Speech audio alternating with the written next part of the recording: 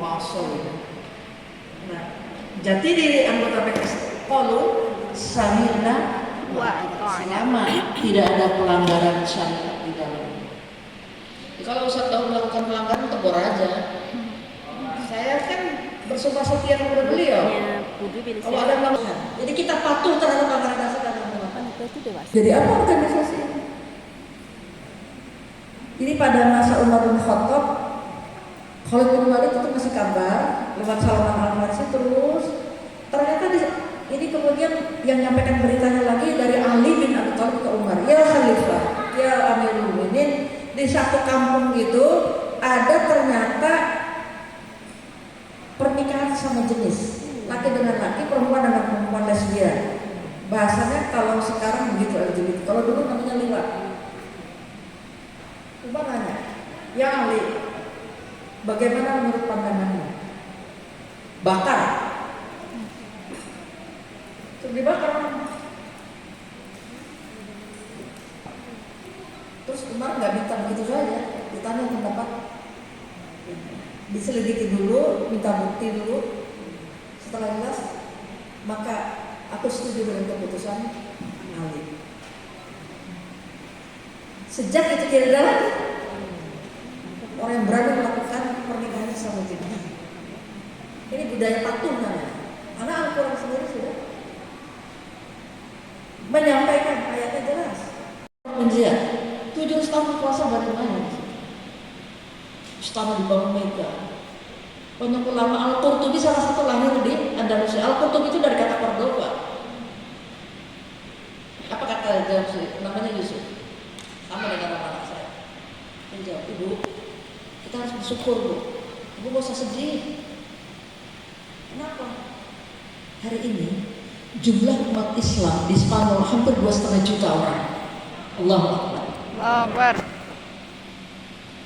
2,5 juta orang. Saya datang ke beberapa kota Barcelona, hampir di kota berdiri masjid. Pas lagi di Barcelona itu ada kelompok 2 pasangan sedang menikah, akad nikah. Terus saya masuk ke situ ke masjidnya, kalimat-kalimat itu persis seperti pemikiran kita. Itu harus juga jangan yang ingin dikelola oleh ya para dai. Allah. Datang lagi ke masjid, titik RT kita sendiri jangan pernah masuk karena kita bagian dari keseluruhan dakwah Islamnya. Allahu Akbar. Tugas saya kan kasih semangat kemarin. Tapi kan sebagai sesuatu yang bisa membedakan satu dengan lain. Jadi itu kan saya bilang, kalau ketemu dengan seseorang yang aktif dalam masyarakat, dia kita nggak tahu dia siapa, karena nggak pakai jaket PKS. Lihat karakternya aja, mudah sekali mengenalinya. Ya, kalau baju, tapi biasanya aktor itu masih mau pakai rok and heels. Iya. Apa sih rok and heels? Pikiran, akal budi, hasil ada kesulitan atau sesuatu yang sudah menjadi kebiasaan sukar diubah. Tapi yang paling diselenggarakan oleh PS menjadi budaya kita. Yang tampil ada musik juga, ada nyanyi juga. Tapi biasanya laki-laki atau kalau perempuan itu juga berbusana muslim. Akhlak mulia, inovatif, patriotik, dan pelayanan. 4 karakteristik PKS. Mulia, akhlak mulia, inovatif, patriotik, dan pelayanan. Anggaran dasar bab 1 pasal 3 ayat 1. Apa itu? Inovatif, akhlak mulia, inovatif, patriotik, pelayanan. Ini saya bacakan, ini ada rumusan semacam pasal-pasal penjelasan. Bab tentang mulai dari perubahan dari diri dan melakukan perubahan dari keluarga. Itu ada disebutkan 1 poin terakhir oleh pendiri dakwah ini, anggota keluarga mengabdi sebagai warga negara. Dia yang kemudian menjadi gen kita, itu jati diri PKS sebagai apa? Pelayan rakyat. Itu contoh. Dicatat tuh berapa yang belum bayar. P-nya ini besar. Itu maksudnya PKS. Yang kedua, partai pelopor bukan menjadi partai pelopor. Nah, P di sini P kecil ada cita-cita nasional bangsa Indonesia sebagai yang dimaksud dalam pembukaan Undang-Undang Dasar Negara Republik Indonesia tahun 1945. Undang-Undang Dasar 42 pasal 6. Jadi kalau kita ngomong banyak pendapat ketika melihat perjuangan PKS di fraksi di Dewan, PKS ini adalah partai yang paling nasionalis. Sesungguhnya kita lah yang mengamankan anggaran dasar, anggaran rumah tangga, Undang-Undang Dasar 45.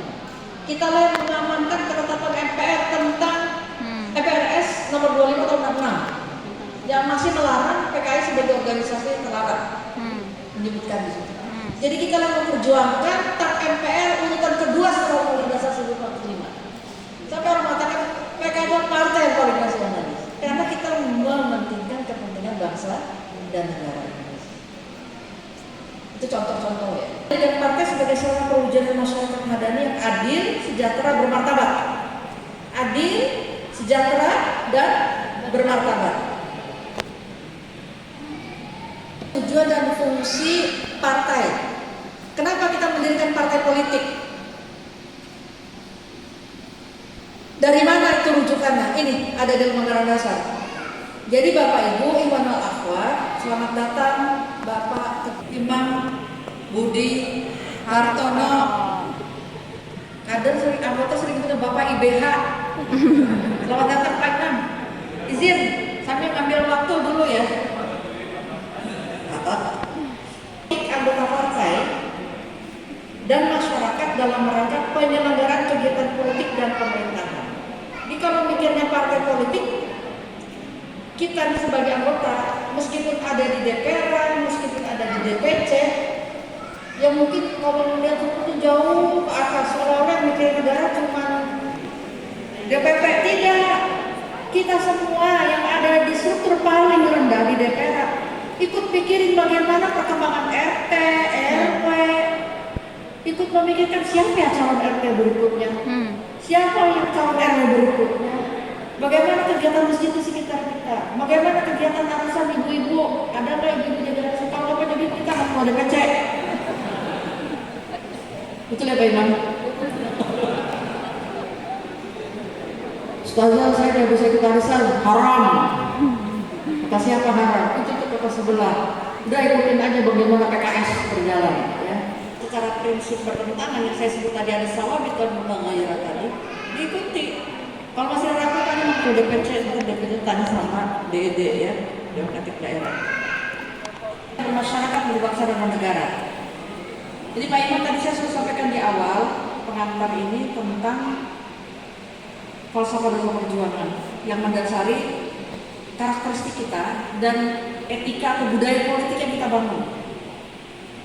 Kita masih tetap punya prinsip bersih, peduli, profesional. Ada dalam Undang-Undang Dasar. Kan banyak yang bertanya, PKS kayaknya udah nggak bersih, udah nggak peduli, udah nggak profesional. Ini ada, saya bawa Undang-Undang Dasarnya. Sampai diciriin.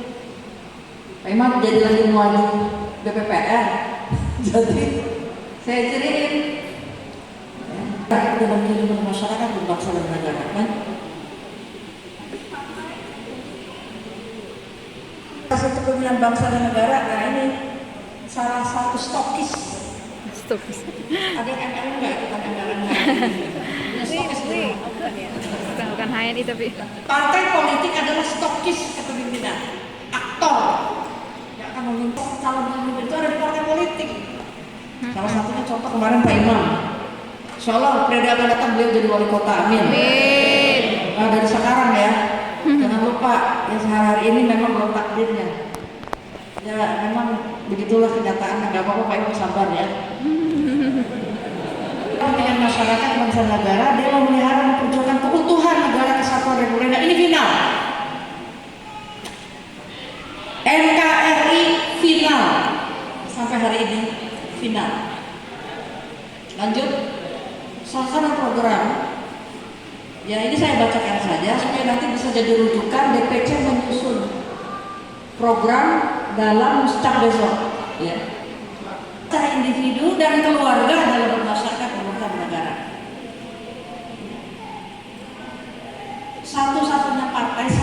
ini yang saya sependek pengetahuan saya, yang mikirin tentang keluarga sebagai basis fondasi ketahanan nasional hanya PKS. Nggak mungkin dong masyarakat baik kalau tanpa keluarga. Giliran ada masalah baliknya kemana? Keluarga. Komisi 8 lewat pusat hidayah kemarin dengan izin Allah merasa menurunkan ongkos biaya haji.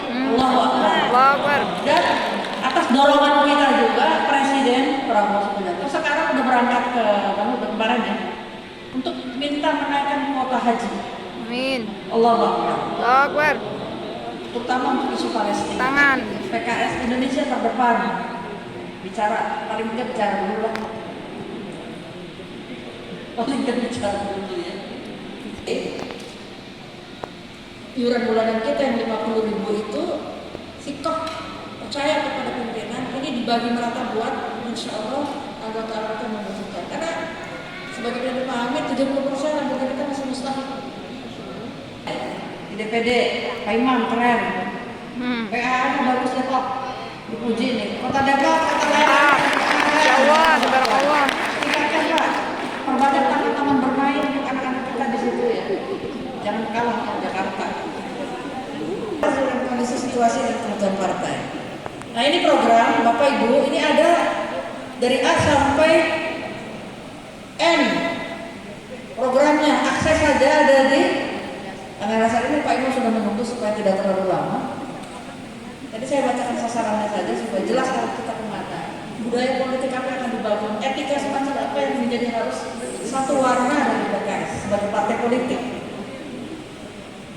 Nah visi Pak ringkas langsung ke visi di slide berikutnya 2020-2025 saya bacakan ini maksudnya menjadi dasar kenapa saya tidak mencantumkan judul lanjutannya karakteristik dan budaya politik PKS sebagai partai dakwah karena terminologinya sudah tidak ada terminologi partai dakwah di dalam visi.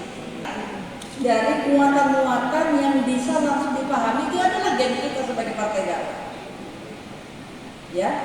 Nah, visi PKS 2020-2025 adalah kita nunggu nanti apa berubah enggak. Insya Allah kita akan membahas lagi tahun ini sekitar bulan Juli atau Agustus. Informasi bocoran dari saya. Partai Islam rahmatan lil alamin yang kokoh. Partai Islam rahmatan lil alamin. Ada di dalam penjelasannya di falsafah dasar perjuangan partai. Kuat, tegar, sudah berbagai tsunami di dalam mengancam jiwa PKS. Allah takdirkan kita tetap kokoh berdiri. Allahu Akbar. Akbar. Mereka malah pada keluar, gak tahan, ya. Dengan takdir yang Allah berikan pada Pilkada Depok 2024 ini. Ikhlas gak? Harus ikhlas. Hah? Ikhlas gak? Kok diem kok? Galau. Ewafillah. Manusia hanya bisa usaha berencana dan berusaha. Tapi hasil akhir kita tidak bisa mendikte Allah sesuai dengan keinginan kita. Artinya bahwa kita tidak percaya kepada Allah, bahwa segala sesuatu adalah Allah yang menentukan, bukan kita sebagai manusia. Ini harus dikoreksi nih. Ini sesuatu yang sangat dasar dalam masalah pergerakan, dalam masalah dakwah, dalam masalah kepartaian. Ya, yang nanti jawabnya sebagai seorang yang ambisius, tidak menerima apa-apa yang Allah takdirkan kepada kita, baik secara personal maupun secara jamaah.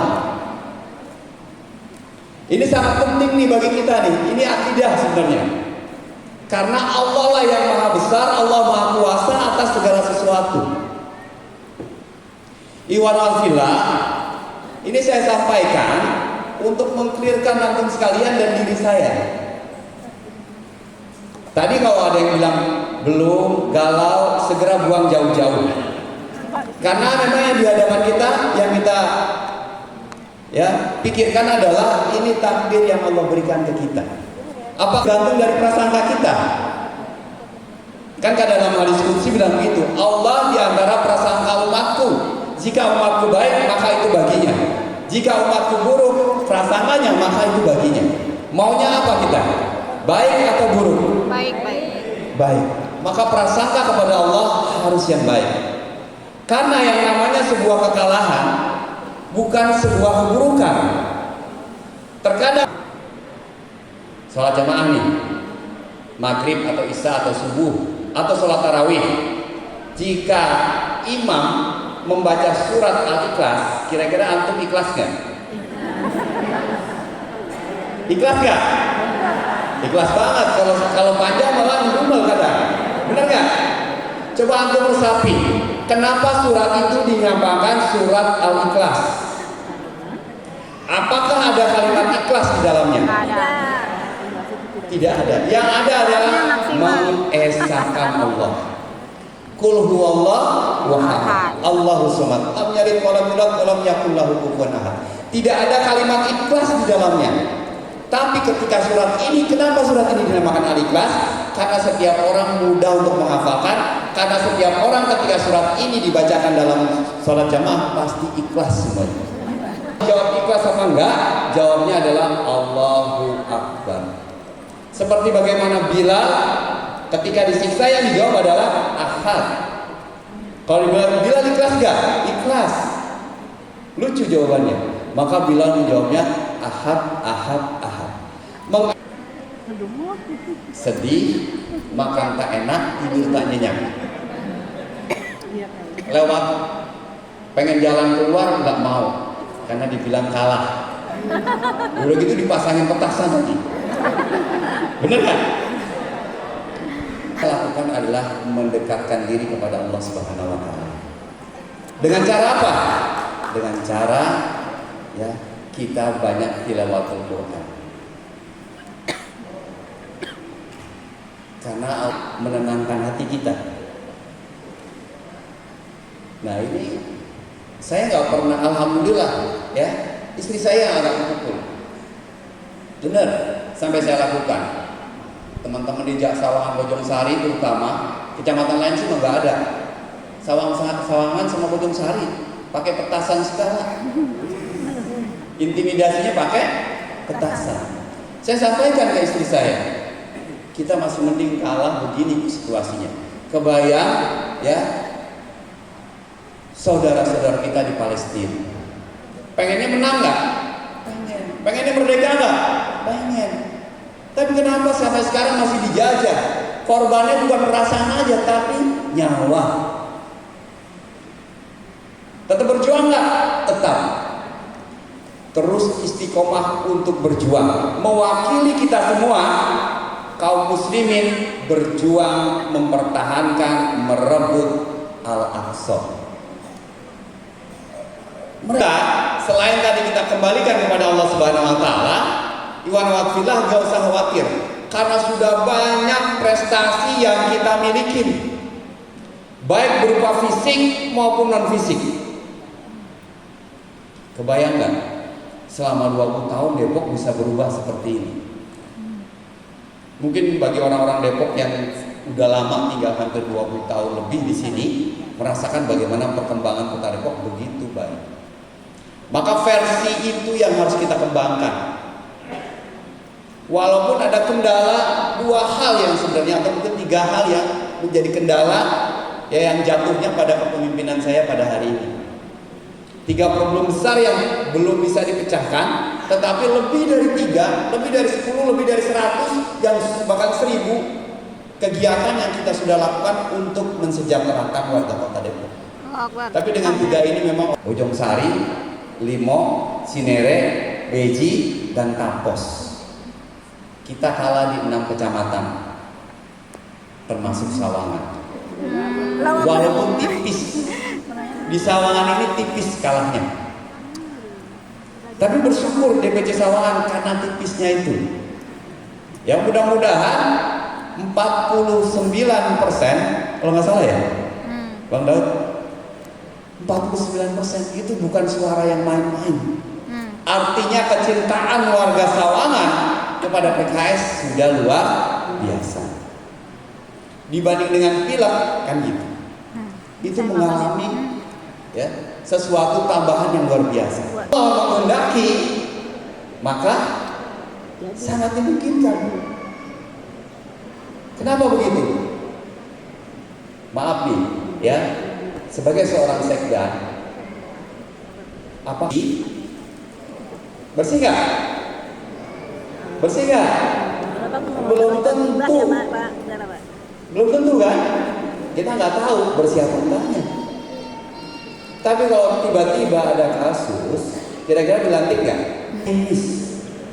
Menatap masa depan.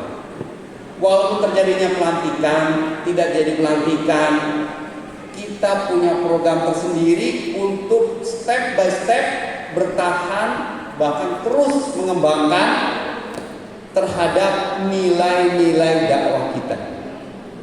Sebagaimana Rasulullah, sebagaimana sirah sejarah orang-orang terdahulu terhadap sebuah fenomena ataupun sejarah kepemimpinan.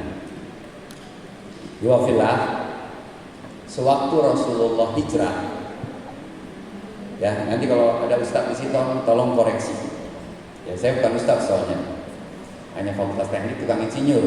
S2-nya juga sama, pengembangan perkotaan. Sekarang S3-nya pengembangan perkotaan. Itu ketika Rasulullah hijrah itu terjadi yang namanya dua adidaya, dua adikuasa ingin berperang antara Persia dengan Romawi. Itu pengen berperang. Para sahabat nanya, ini yang menang siapa nih? Persia atau Romawi? Allah turunkan kepada Rasulullah wahyu, kata Rasulullah, yang menang pertama adalah Persia. Tapi tidak lama kemudian Romawi akan mengalahkan Persia. Terjadi nggak? Terjadi. Ketika terjadi, kira-kira iman, ya, iman para sahabat bertambah atau tidak? Bertambah. Karena perkataan Rasulullah bukan perkataan yang main-main. Wahyu dari Allah Subhanahu wa taala. Keimanan kepada Rasulullah, keimanan kepada Allah menambah para sahabat iman kepada hari kiamat, kepada surga dan kepada neraka. Bahwa betul adanya surga, betul adanya neraka. Jadi bukan sampai dia memahami bahwa perkataan menangnya perang, tapi sampai pada keimanan, semakin tebalnya keimanan para sahabat tentang surga. Tadinya Sawangan gak punya rumah sakit, sudah punya rumah sakit. Rumah sakit bukan satu, dulu di wilayah barat saja, sekarang sudah ada di wilayah timur. Semua gedung-gedung sudah banyak diperbaiki oleh, enggak begitu, sampai kampung-kampung, taman-taman apalagi, punya taman baru, Sawangan dan Gunung Sari, alun-alun baru. Ada alun timur, ada alun-alun barat. Jadi apa yang harus kita malu? Sementara prestasi kita banyak di bidang fisik. Non fisik juga Pak Imam, benar. Non fisik banyak banget. Kebayang yang paling fenomenal adalah UHC, Universal Head Coverage. Karena namanya sebuah kehidupan punya nilai-nilai pokok, nilai-nilai primer yang harus dipenuhi dalam sebuah keluarga atau tatanan kehidupan. Apa? Pangan, sandang, papan, pendidikan, kesehatan. Semua ini secara garis besar warga Depok sudah mendapatkan. Dengan indikator apa? Indikator kemiskinan di Kota Depok terendah sepulau Jawa. Masya Allah.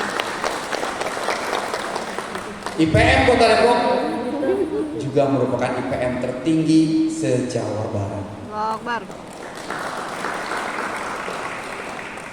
Dulu orang berpikir kalau sakit bayarnya pakai apa? Jual motor, ya, ngutang sana sini, benar nggak? Pengen jual rumah orang nggak mungkin kan gitu. Jadi sesuatu banget itu bagi pemerintahan PKS yang dirintis sejak zaman Nur Mahmudi sampai hari ini. Jadi kita sebagai kader, Kita nanti akan membandingkan dengan kepemimpinan baru, kira-kira lebih baik atau tidak. Kalau kemarin kita dibandingkan sama DKI, sekarang mungkin nanti kita akan membandingin antara kepemimpinan PKS bukan dengan non PKS. Ya, apalagi dengan berbagai janji kampanye yang kita tahu sendiri luar biasa. Jadi kalau di antara antum ada anak yang belum jadi sarjana, laporkan. Benar nggak? Perjuangan pasti butuh pengorbanan. Tidak ada perjuangan itu santai-santai saja. Takut bahkan, nggak ada itu perjuangan yang namanya takut. Pak, saya belum biasa, belum bisa. Jadi kalau sesuatu yang harus kita lakukan karena kebisaan kita, itu mah nggak ada apa-apanya. Justru kebalikan. Yang kita belum bisa lakukan itulah yang kita harus perjuangkan. Nggak ada tuh orang jago tiba-tiba ya nggak bisa tuh jadi jago, nggak bisa. Pasti butuh waktu untuk bisa melakukan seseorang menjadi yang terbaik. Ya contoh di antara kita sekalian, dulu nggak pernah kebayang untuk bisa sampai kayak begini. Kayak saya nggak pernah kebayang ya bisa jadi wakil wali kota, nggak kebayang bisa jadi ketua DPD, termasuk DPC, ya semua itu DPC, nggak kebayang Pak Daud jadi ketua DPC,